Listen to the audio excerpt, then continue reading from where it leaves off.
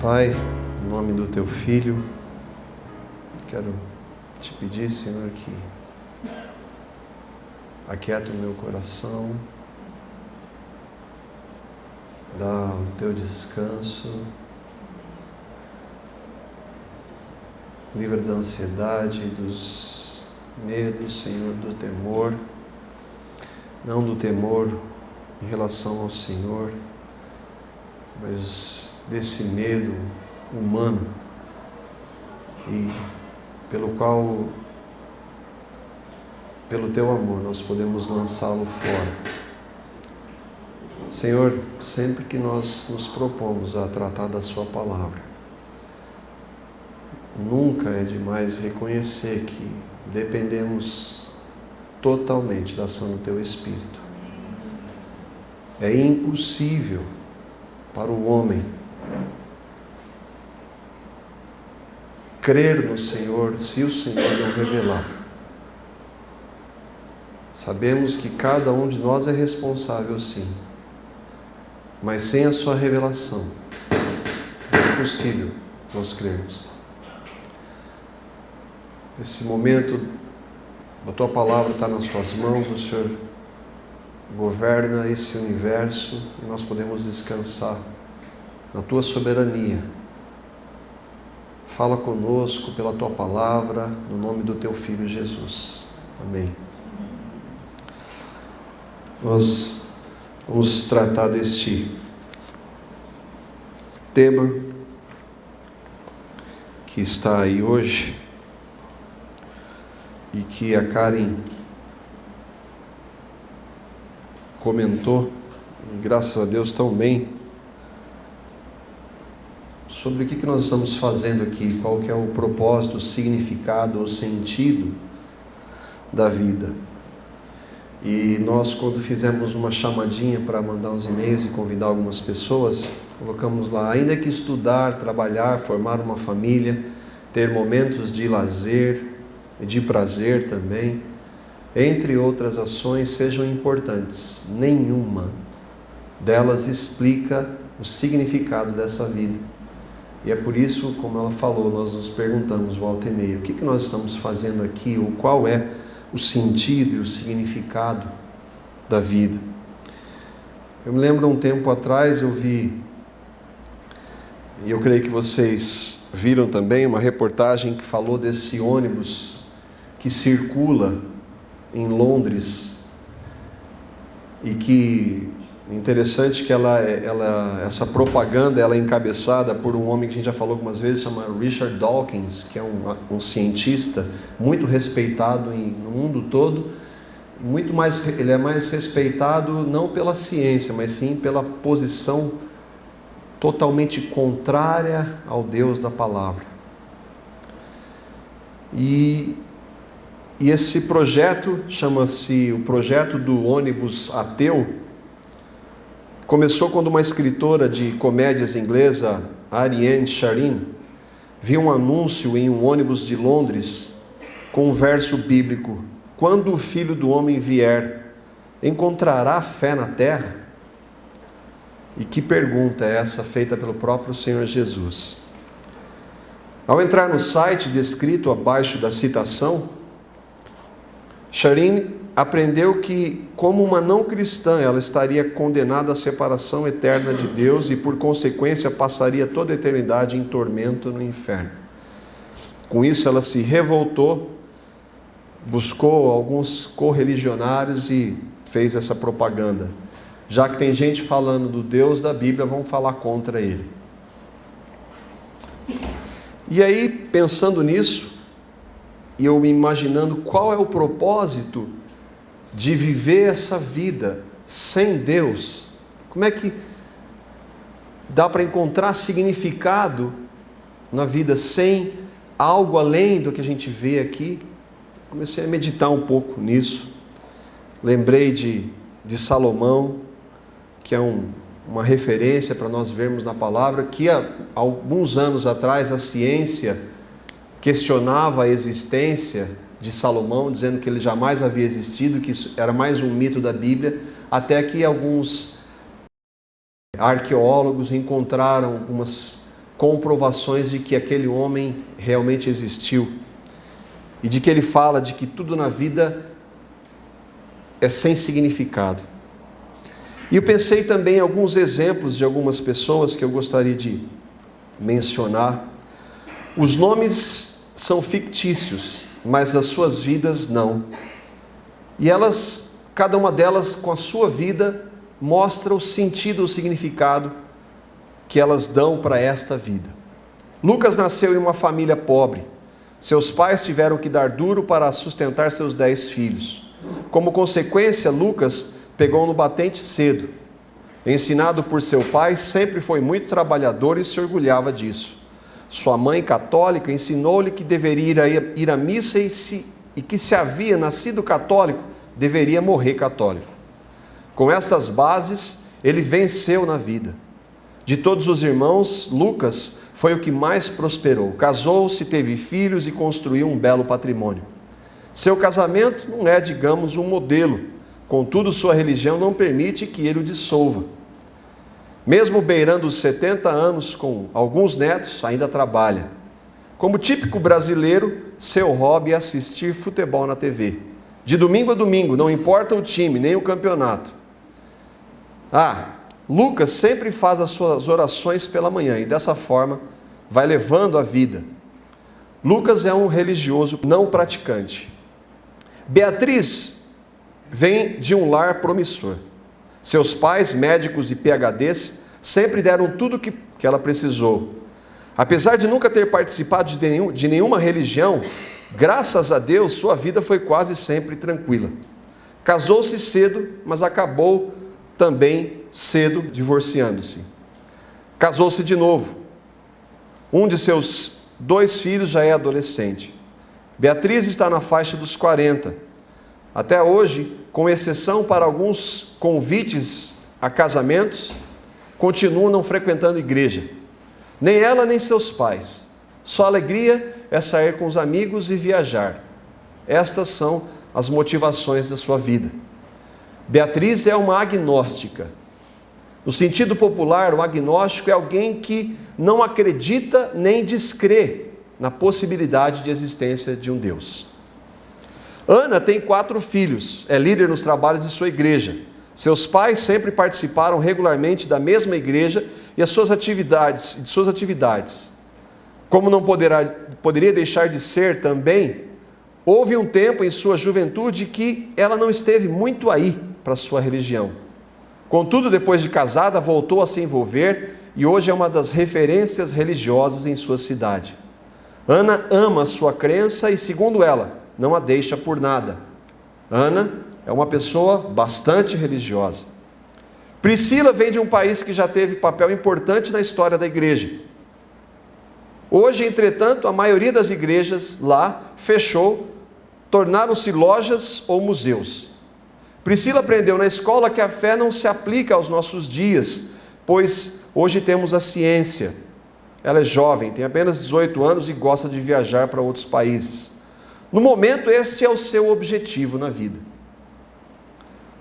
Muito naturalmente, Priscila se professa como ateia. E o último, Marcelo cresceu em uma família evangélica, mas logo cedo viu que aquilo ali não era para ele. Nunca foi de dar ouvido para os seus pais. Na juventude, como a maioria, curtia as baladas. Não era um barra pesada, como considerariam alguns. Para os padrões atuais, até que ele era bem comportado. Nada demais na sua vida. Apesar disso, devido a um erro grave cometido por ele mesmo, foi para a prisão. Lá viu literalmente de tudo. Um dia, algo aconteceu e sua compreensão da vida mudou radicalmente. Apesar de estar preso, de acordo com as suas próprias palavras, ele agora era livre. A mudança foi tão radical que anos mais tarde, ao sair da cadeia, Marcelo começou a falar de sua transformação para outras pessoas. Marcelo define-se como um cristão. Então aqui nós temos 5 tipos de pessoas e que todos nós aqui, então, obviamente não com todas essas características, se enquadra em um desses tipos aqui. Ou nós somos religiosos, não praticantes, ou somos agnósticos. Deus existe, não tem muita diferença entre o religioso não praticante e o agnóstico, mas não faz muita diferença para a minha vida. Ou eu sou uma pessoa bastante religiosa, e que vale a pena nós atentarmos que ser bastante religioso não tem nada a ver com ser cristão. Uma pessoa pode ser muito religiosa e não ser cristã. Alguns ateus, que não creem em nada do que Deus, da palavra de Deus ou em qualquer divindade. E cristãos. Vamos supor que, apesar de nós aqui e essas pessoas não saberem e não puderem provar que vão viver até os 90 anos, que é bastante tempo, qual seria o sentido para cada uma delas? O sentido das suas vidas? Como cada uma delas responderia ao final das suas vidas? Se pudesse determinar, hoje é dia de eu partir dessa vida aqui. Como é que eu vou... E agora? Como Dawkins disse que o importante é que a gente viva bem essa vida porque morreu, acabou. E aí nós vamos ver algumas comparações. Esses percentuais aí, tem 3 sites que eu fiz uma breve pesquisa, que eles estão citados ali, um de estatísticas de religião no mundo todo, e uma de um grupo que chama Barna, George Barna, que é um pesquisador mundial, e essa é da Wikipédia, que normalmente, ou às vezes, não é uma boa referência. É lógico que a nossa proposta não é que esses números sejam exatos, mas talvez eles não estejam muito longe da realidade. E o que eles pensam em relação a algumas das verdades, alguns dos fundamentos que nós entendemos trazem real significado para a vida? O que um religioso não praticante pensa sobre Deus normalmente?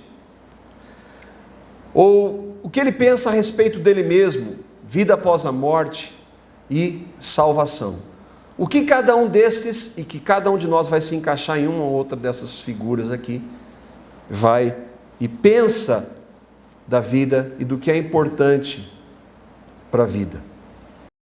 O religioso não praticante em relação a Deus, ou deuses, porque a gente está considerando, para a nossa realidade, para o Brasil, isso não se aplica, porque não há religiões, há alguns, lógico, politeístas. Há países onde o politeísmo, onde se crê em muitos deuses, é a grande maioria da população. Então a gente considera que um religioso não praticante, ele considera, por ele não ser praticante, ele já considera que o Deus é severo.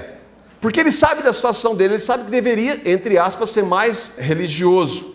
E por saber que ele não é, então ele já considera que esse Deus é um Deus severo, que cobra as faltas dele.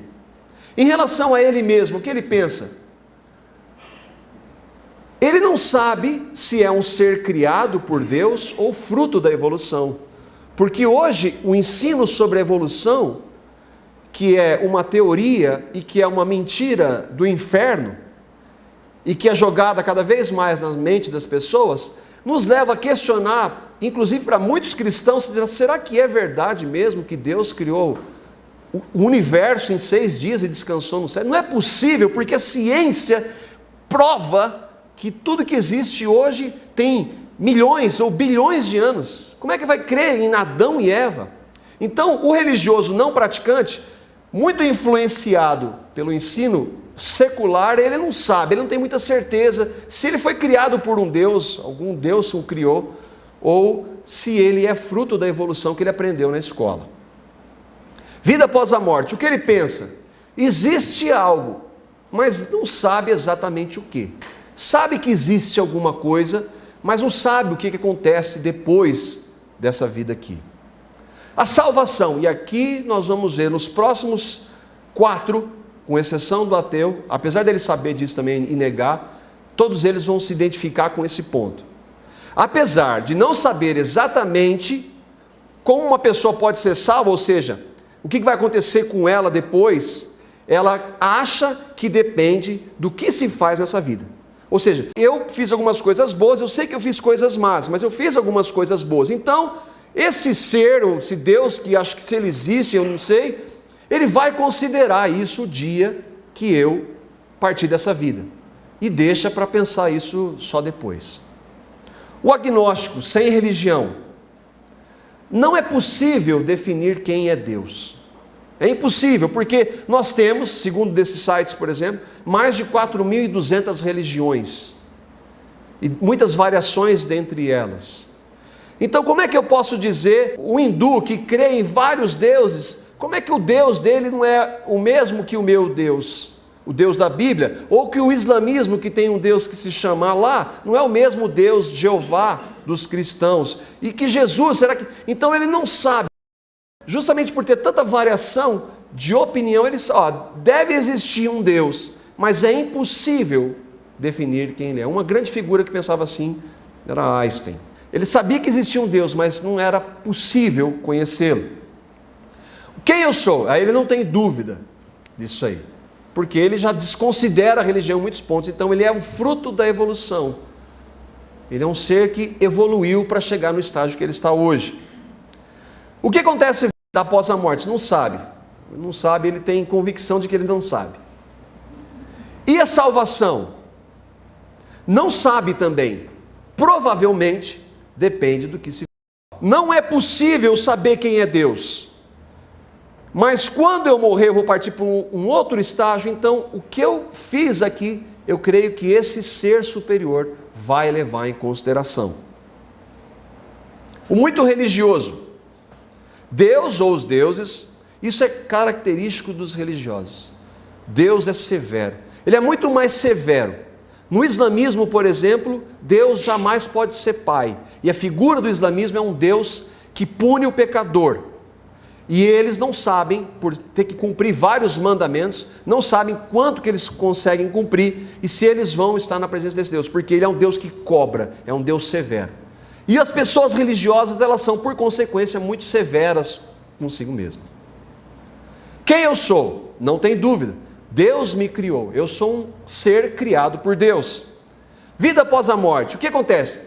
Existe um lado bom e um lado ruim, com certeza.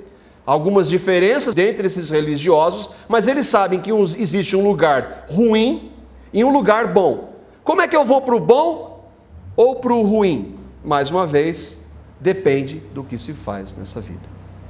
Esses 3 pontos caracterizam que, apesar de os muito religiosos, agnósticos e os religiosos não praticantes terem algumas diferenças de opinião, eles sabem, em sua consciência, que o que elas fazem nessa vida vai contar, apesar de não saber exatamente o que acontece depois. O ateu professa, isso é muito importante, o ateu ele professa que Deus não existe, mas isso não é verdade para ele. Ele sabe que isso não é verdade. Ele tem certeza absoluta, mas ele mente para ele mesmo. E ele mente tanto para ele mesmo, que ele passa a acreditar na mentira dele. Ele diz que Deus não existe. E aí fica fácil a gente identificar as próximas. Eu sou fruto da evolução, é claro. Deus não existe. Nós chegamos a esse processo, a esse estágio pela evolução. Por consequência, a vida após a morte também não existe. Morreu, acabou. A gente tem que procurar viver muito bem os 90 anos. Acontece que ele, como ateu, não sabe se vai estar vivo amanhã. Mas então tem que viver bem essa vida. E a salvação, lógico, não existe salvação. Morreu, acabou. O que resume? E aí nós vamos ver o que Deus diz. E não o que o cristão diz, mas o que o Deus que o cristão crê diz sobre isso. Primeiro ponto, Isaías, e a palavra ela tem uma forma de definir aqueles que não creem em Cristo. A palavra chama essas pessoas de ímpios. Isaías 57, versículos 20 e 21. E essa definição mostra toda essa luta que existe nesses grupos que nós vimos. Mas os ímpios são como um mar agitado, incapaz de sossegar, e cujas águas expelem lama e lodo. E aí essa parte do texto. Para os ímpios não há paz, diz o meu Deus. Todos aqueles que não estão dentre aqueles que creram em Cristo, que são cristãos, novamente, não que não participem de uma igreja evangélica, porque há muitas pessoas que participam de uma igreja evangélica, se dizem evangélicos, mas quando você pergunta para elas o que é o evangelho, ela acha que é participar dessa ou daquela prática. Eu ouvi há um tempo atrás de que para eu ser salvo eu preciso participar muito daquela igreja. Mas espera aí, aquela igreja tem que ser evangélica.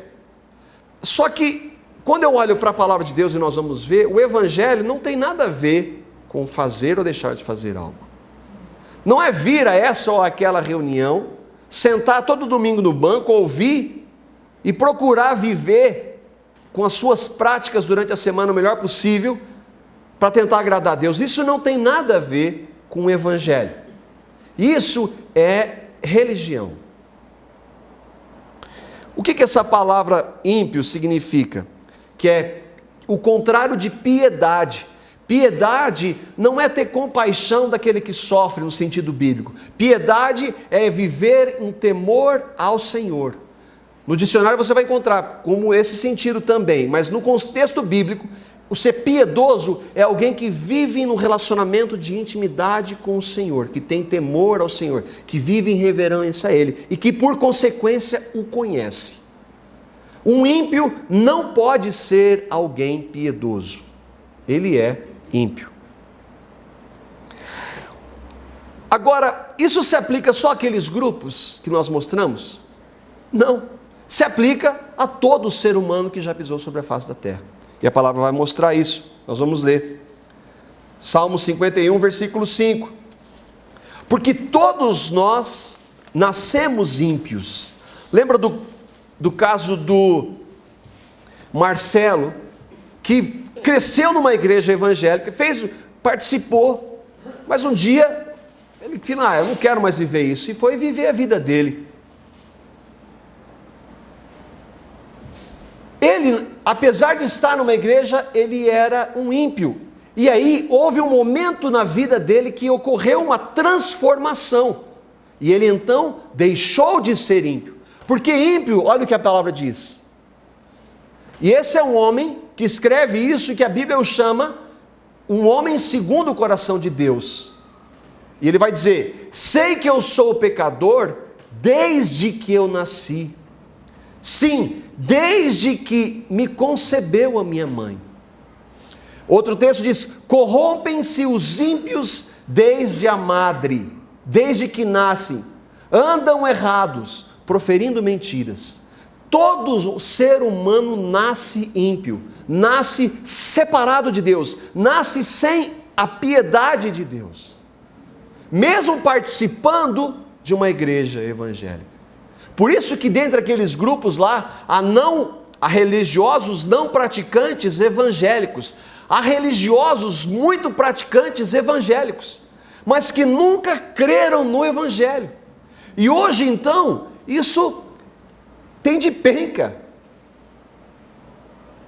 Converse com um evangélico e vá saber o que é evangelho. A maioria deles não sabe o que é evangelho.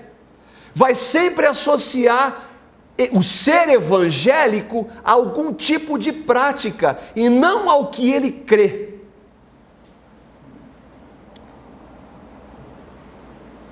Vamos ver separadamente o que a palavra diz em relação a esses grupos. O primeiro, dos religiosos não praticantes.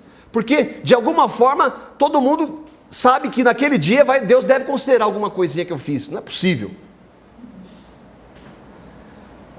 Tiago, capítulo 2, versículo 19. O religioso não praticante, nós vimos, ele crê em Deus, ele tem temor a Deus e tal. Mas aí Tiago vai escrever isso aí. Você crê que existe um só Deus? Muito bem. Até mesmo os demônios creem, diferentemente de você, eles tremem na presença dele. Você crê em Deus, professa que crê em Deus, é um religioso que não participa, que frequenta eventualmente aquela religião, aquela reunião, e você acha que isso vai ser levado em conta. O fato de você crer em Deus, Tiago está dizendo, não quer dizer nada. Você precisa ter um relacionamento com esse Deus, porque os demônios creem em Deus e tremem diante dele. E os agnósticos? Aqueles que dizem, existe um Deus, mas não é possível provar. Então vamos viver a vida como se ele não existisse. E aí nós vamos para o texto de Romanos, capítulo 1, versículos 19 e 20. Isso, não vou usar aqui a versão na linguagem de hoje. Do céu, Deus revela a sua ira contra todos os pecados e todas as maldades das pessoas que, por meio das suas más ações, não deixam que os outros conheçam a verdade a respeito de Deus. Devido ao pecado, há um objetivo de obscurecer, ainda que seja impossível, mas obscurecer a verdade, que na palavra se resume a uma pessoa. Deus castiga essas pessoas, porque o que se pode conhecer a respeito de Deus está bem claro para elas. Não, existe um Deus, mas não é possível conhecer, mas está claro na palavra. Pois foi o próprio Deus que lhes mostrou isso. De que forma que Deus mostrou a existência dele para todo ser humano, e daí então não é possível haver um ateu, porque ele sabe que Deus existe pelas coisas, uma das características, pelas coisas que foram criadas. Ele olha para tudo que existe e ele sabe que existe um ser superior. E o saber disso deveria incomodar o coração dele de querer conhecer a esse Deus. Porque essa criação manifesta a glória desse Deus. Desde que Deus criou o mundo, as suas qualidades invisíveis, porque Deus é espírito, ele não pode ser visto, mas ele pode ser visto pelas coisas que ele criou, isto é, o seu poder eterno e a sua natureza divina têm sido vistas claramente. Por isso que a evolução é uma mentira do diabo, porque ela nega um Criador. Ela nega uma evidência de que existe um ser que criou todas as coisas. Ela nega não, ela tenta negar. E ela mente, e todo mundo acredita, tenta acreditar, porque sabe no seu interior que isso não é verdade. Os seres humanos podem ver tudo isso nas coisas que Deus tem feito, e portanto, eles não têm desculpa nenhuma. Eu não consigo conhecer Deus e não dá para saber quem era. Não, você não tem desculpa. Nenhum ser humano sobre a face da terra tem essa desculpa de dizer que eu não posso conhecer Deus, porque ele, apesar de não poder ser visto, ele está claro em tudo o que ele criou, que a ciência diz que é fruto de uma evolução que aconteceu do acaso. É um absurdo isso. Existem aqueles cristãos que acreditam nisso. O terceiro, os bastante religiosos. E se essa aqui foi pesada, então essa é mais dura ainda. E é o próprio Jesus que vai falar. Jesus lidou muito com esse grupo. Muitos religiosos. Porque o religioso é assim. Ele fala muito do que tem que fazer, mas ele não vive nada do que ele diz. Esse é o religioso. E com esse a palavra é muito dura. Vamos ver o que Jesus diz em Mateus, capítulo 23, versículos 27 e 28. Um grupo chamado de fariseus, que eles se definiam como os mais santos dentre os judeus, e que não se relacionavam inclusive com alguns da sua mesma raça, porque eles eram separados. Fariseu é separado. Só que a prática deles, Jesus vai confrontar um pouco e vai dizer para eles: ai de vocês, mestres da lei, porque o fariseu diz mestre da lei, ele conhece tudo de Bíblia, no contexto deles de Velho Testamento, conhece muito. Fariseus hipócritas, pois vocês são como túmulos pintados, ou sepulcros caiados. de branco. Vai no cemitério, é lógico que tem alguns lá que nem não cuida, né? Mas tem alguns que vão lá, cuidam todo ano, está lindo. Mas por dentro ninguém quer abrir para ver o que tem. Então ele diz, vocês são como túmulos pintados de branco. Vocês são religiosos, muito religiosos, cobram várias práticas, são pintados de branco. Túmulos lindos por fora. Por fora parecem bonitos, mas por dentro, e é o que interessa, estão cheios de ossos de mortos e podridão. Essa é a figura que Jesus usa para definir um religioso, que se baseia no que ele diz que faz, porque ele não faz, ele não tem capacidade para isso. Por fora vocês parecem boas pessoas, vai estar lá todo dia no culto, todo domingo no culto, participa de várias ações na igreja, por fora muito bonito, e eles usavam as suas roupas, que mostravam a religiosidade deles. Então Jesus, por fora vocês são maravilhosos, mas por dentro estão cheios de mentiras e de pecados. Essa é a figura, e a palavra fala muito dos religiosos, que nós poderíamos resumir, o grupo dos religiosos, muito religiosos ou bastante religiosos, praticantes. E os ateus, que são considerados, há um tempo atrás saiu na revista Veja, que mais de 95% dos cientistas americanos eram ateus. Ou seja, o grupo privilegiado intelectualmente é ateu. Eles são inteligentes, não creem em Deus. O resto é um bando de ignorantes. Agora a palavra tem algo a dizer para esse grupo também. Diz o tolo, ou o nécio, ou o estúpido, ou o verdadeiro ignorante em seu coração: Deus não existe. Ele mente para ele mesmo. Corromperam-se e cometeram atos detestáveis. Não há ninguém que faça o bem. A palavra diz que essa inversão de valores, que esses que professam não crer em Deus, eles são considerados sábios hoje. Por isso que a ira deles se manifesta naquele texto de Romanos que nós lemos. E os cristãos? O que eles creem? Quem é Deus? Tantas verdades na palavra, aí a gente poderia passar um bom tempo aqui vendo a definição, ou em palavras humanas, de quem é o nosso Deus. Salmos 8, versículos 1 a 4 e o Salmo 16, versículo 5. Senhor, Senhor nosso, como é majestoso o teu nome em toda a terra. Tu, cuja glória é cantada nos céus. E que a palavra diz que quando João vê a visão do Apocalipse, que aqueles seres espirituais se prostravam diante do Senhor, em adoração e em reverência ao Deus Criador de todas as coisas. Dos lábios das crianças e dos recém-nascidos, firmaste o teu nome como fortaleza, por causa dos teus adversários, para silenciar o inimigo que busca vingança. Quando eu contemplo os teus céus, obra dos teus dedos, a lua e as estrelas que ali firmaste, e que a ciência diz que, se o sol ou a lua estivessem alguns metros distante de onde eles estão hoje, nós teríamos alguns cataclismas aqui, e que não haveria vida na terra. Deus fez dessa forma. Deus fez do nada. Do nada. E aí eu pergunto, que é o homem?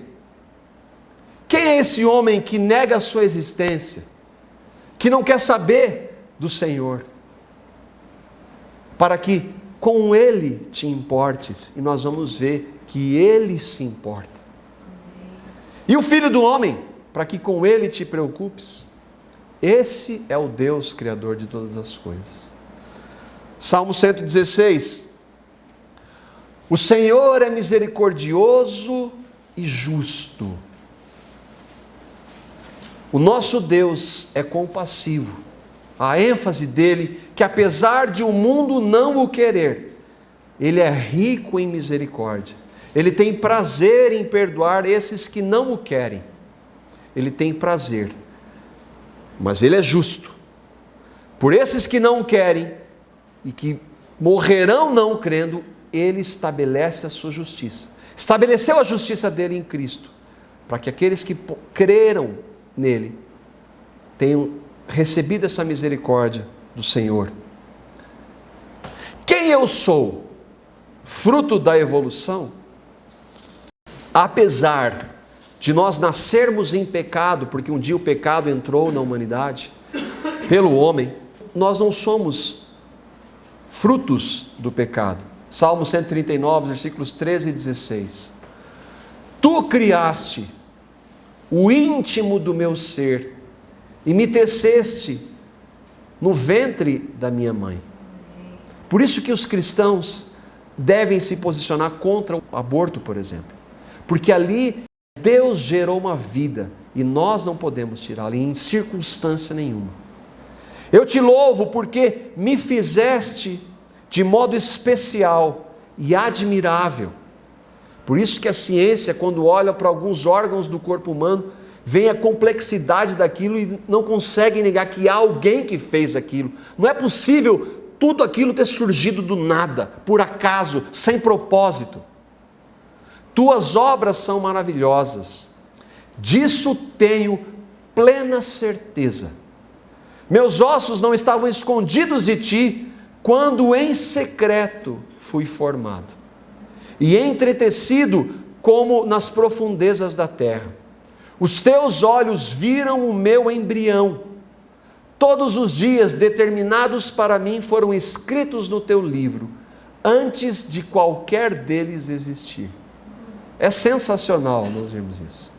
É impossível não nos alegrarmos e ao mesmo tempo não demonstrarmos temor e reverência a esse Deus Todo-Poderoso.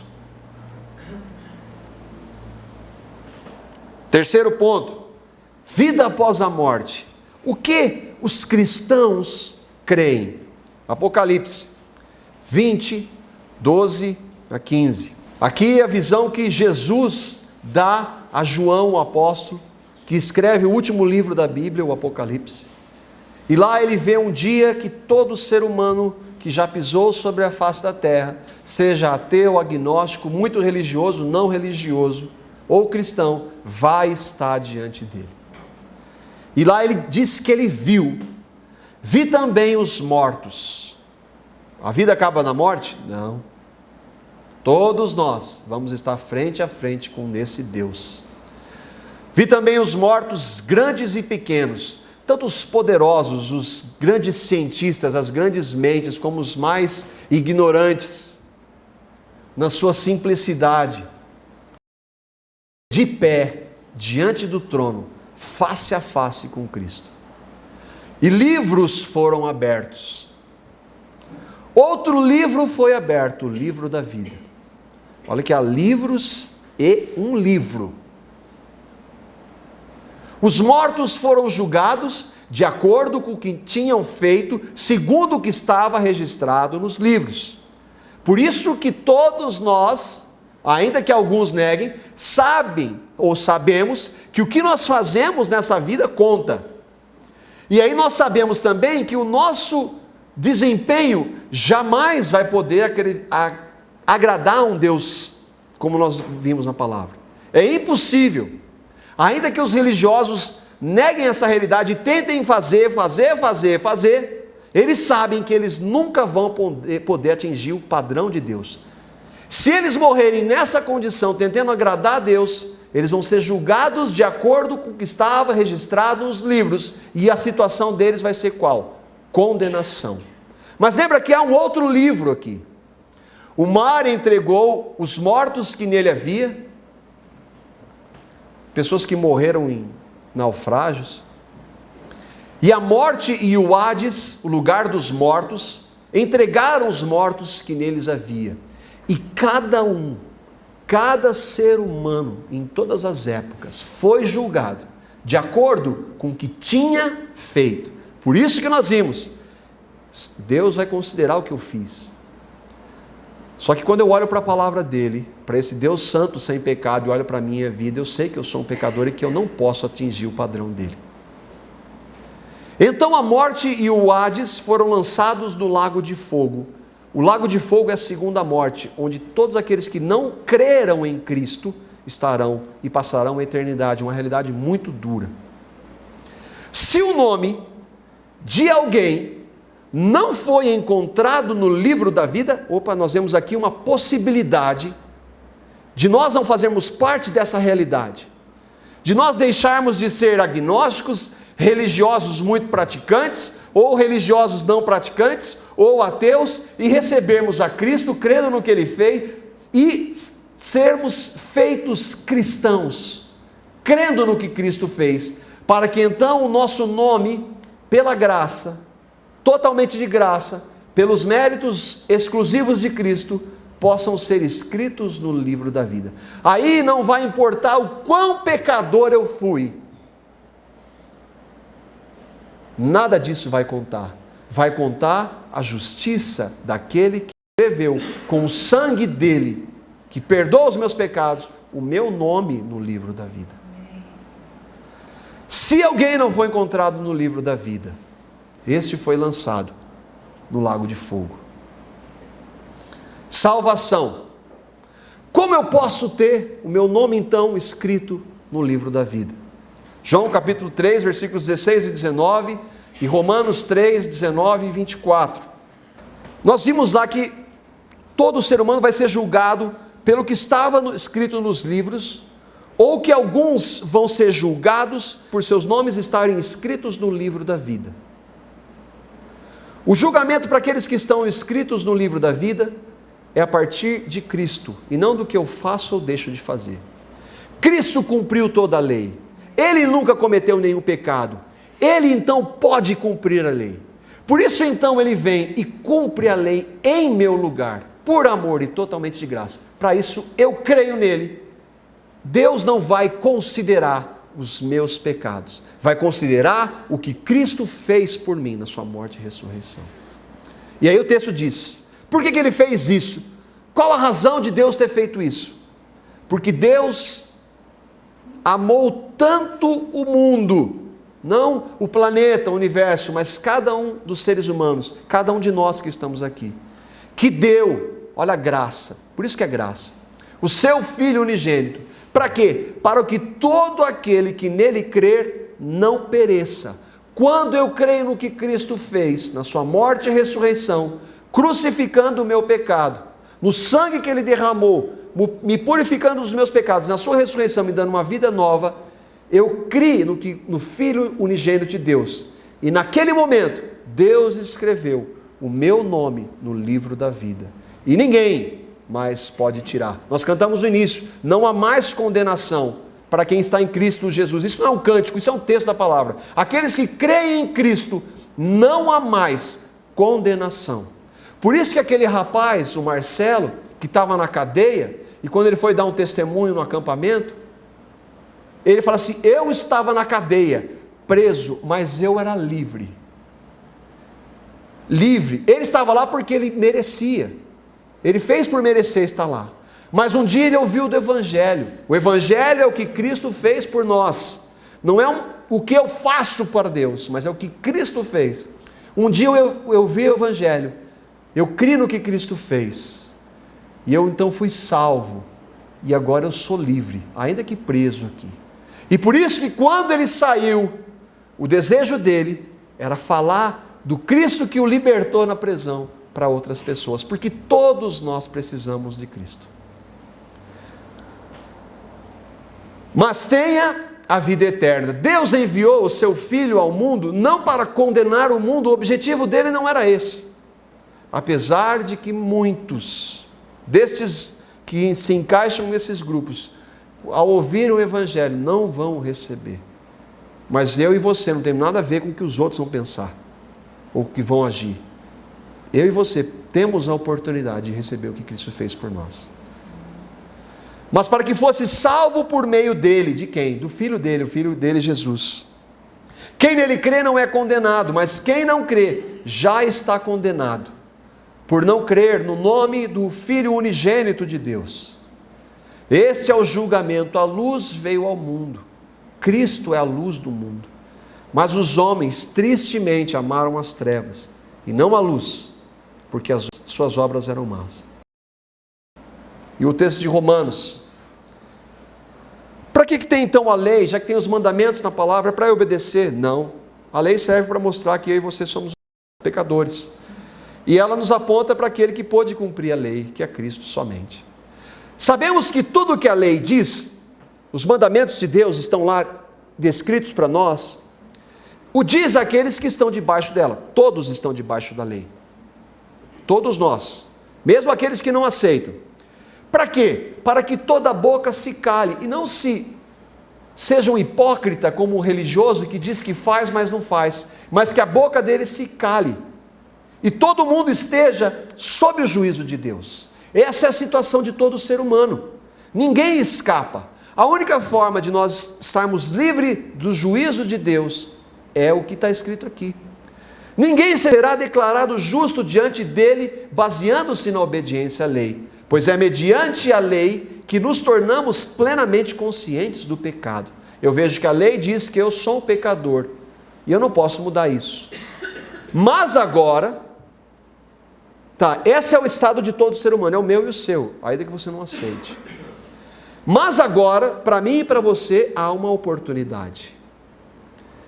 Se manifestou uma justiça que vem de Deus, porque nós não temos justiça nenhuma. Independente da lei. A justiça de Deus independe do que eu faço ou deixo de fazer. Vem pelos méritos de Cristo, porque Ele sim fez tudo, o tudo necessário. Por isso que na cruz Ele disse, está consumado. Quando eu creio no que Cristo fez, por pior que eu seja, eu fui totalmente perdoado. E Cristo vem habitar em mim, e Ele vem tratar com a minha vida. Ainda que nesse caminho aqui eu tropece, está consumado. Justiça de Deus mediante o quê? A fé em Jesus Cristo. Para quem? Para todos. Quais todos? Paulo fala um pouco antes. Todos pecaram e destituídos estão da glória de Deus. Mas há uma chance para todos que creem no que Cristo fez. Todos os que creem no quê? Que participam de uma religião, que tenta obedecer mandamentos? Não. Todos os que, mediante a fé em Jesus Cristo, creem no que Ele fez.